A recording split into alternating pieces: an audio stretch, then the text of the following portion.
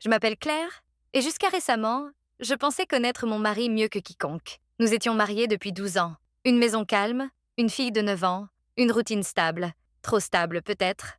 Ce qui s'est passé ensuite, ce qui a commencé par une simple lettre, a failli détruire ma famille. C'était un lundi, un de ces jours où le ciel semble peser sur les épaules. En entrant dans la maison, j'ai remarqué quelque chose d'étrange. La veste de mon mari n'était pas accrochée à sa place habituelle. Je l'ai appelé. Marc, tu es rentré? Silence. Épais. Lourd.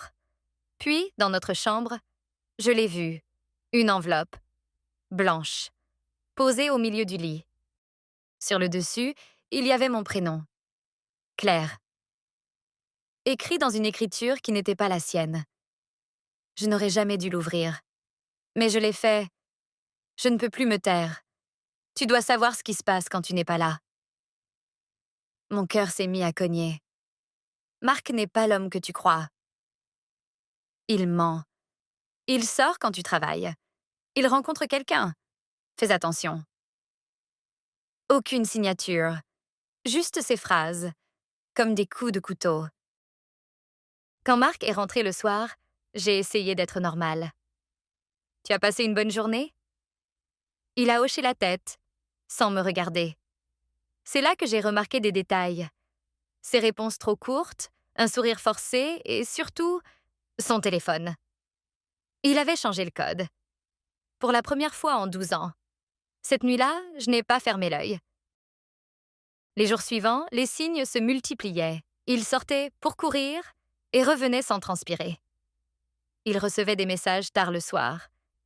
Il s'absentait plus souvent au travail. Puis j'ai trouvé un reçu dans sa veste. Un café. 2 boissons. La veille. Et l'heure correspondait à un moment où il m'avait dit être en réunion. Mon ventre s'est noué. Ce mercredi-là, j'ai quitté le travail plus tôt. Je me suis garée près de son bureau. Et j'ai attendu. À 15h42, Marc est sorti. Avec une femme. Elle semblait nerveuse, regardant autour d'elle. Marc lui parlait vite, en chuchotant. Puis, elle lui a glissé une enveloppe, identique à celle que j'avais trouvée.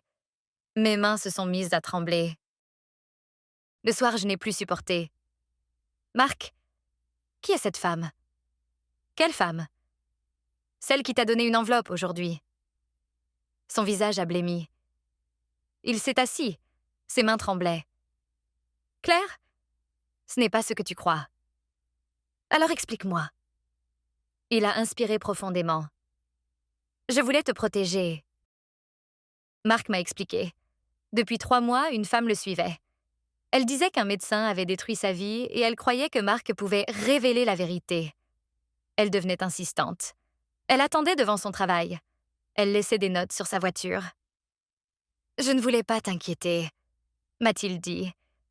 Mais quelque chose clochait encore. Alors pourquoi t'a-t-elle écrit une lettre sur toi? Pourquoi dit-elle que tu mens?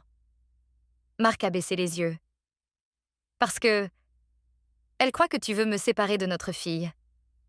J'ai senti une douleur sourde dans ma poitrine. Comment une inconnue pouvait inventer ça? Et pourquoi moi? Je devais comprendre. Le lendemain, je suis allée au café du reçu. La femme était là, assise près de la fenêtre. 40 ans environ. Air fatigué, regard vide. Je me suis approchée. Vous me connaissez, n'est-ce pas? Elle a souri faiblement. Je savais que tu viendrais. Elle m'a raconté un divorce violent, la perte de la garde de son fils, un médecin qu'elle a accusé d'erreur. Ce médecin était un ancien collègue de Marc depuis. Elle cherchait des responsables. Et elle avait fini par croire que moi, j'étais l'obstacle final. Je n'ai pas vu une ennemie. J'ai vu une femme brisée. Elle n'était pas méchante. Elle était perdue, seule, sans repère. Elle ne voulait pas me faire du mal. Elle voulait être entendue. Mais dans sa souffrance, elle avait créé des scénarios, des ennemis imaginaires, des menaces qui n'existaient pas. Et Marc était juste au mauvais endroit. Quand je suis rentrée, j'ai tout raconté à Marc. Il m'a serrée dans ses bras comme s'il avait peur de me perdre. Nous avons porté plainte, pas pour la détruire, pour obtenir une protection, pour qu'elle soit prise en charge. Un policier nous a dit « Ce n'est pas une criminelle, c'est une personne en détresse ». Aujourd'hui, tout n'est pas parfait. Il reste des peurs, des cicatrices, mais cette épreuve nous a appris quelque chose. Le danger ne vient pas toujours de ceux qu'on aime. Parfois, il vient de ceux qui souffrent en silence, juste à côté. Et je n'oublierai jamais la première enveloppe. Celle qui m'a fait douter, celle qui a failli détruire notre vie, mais qui, finalement, nous a rapprochés plus que jamais. Fin.